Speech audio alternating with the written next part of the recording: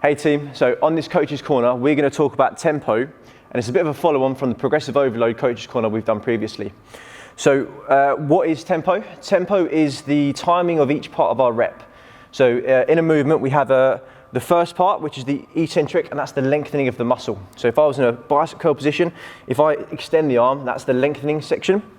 We then have the isometric in the lengthened, so how long I hold it in that lengthened position for, which is 0 seconds in this case. Then we have the concentric, which is the shortening of the movement. It's the contraction, it's the coming up to the top, shortening the muscle.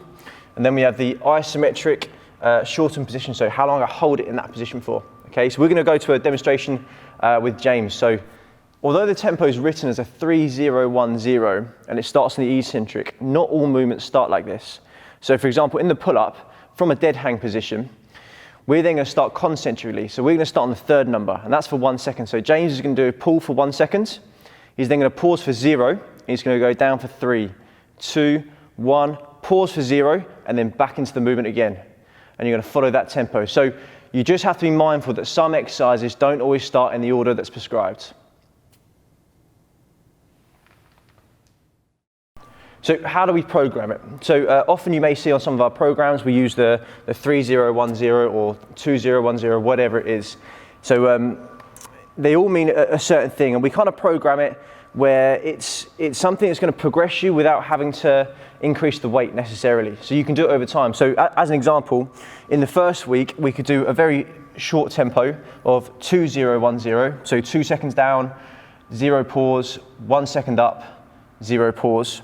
And then you can do it for the first 2 weeks on that weight. And then to progress it, we can then stay on the same weight, but increase the time under tension. So we're then going to do a 3-0-1-0, doing a 3 second lengthening phase.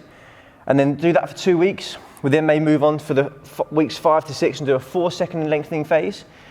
Linking this to progressive overload, it's going to have more time and attention, which is a new stimulus. So it's going to cause more adaptation in the body for us to grow and develop. After, say, weeks 5 to 6, we may want to look at increasing the load rather than continuously increasing the time and attention. So by doing that, we then go back down to the first marker of 2-0-1-0 and just follow the process again. Overall, this is a great method for progression over time, especially when we have times where there's not a lot of resistance. So being able to increase the time and attention and create a new stimulus without any more resistance, it's a really good method to use. If you have any questions or there's some content you'd like to see in these Coaches' Corners, please put it in the comments or drop us an email. Thanks again, and we'll see you next time.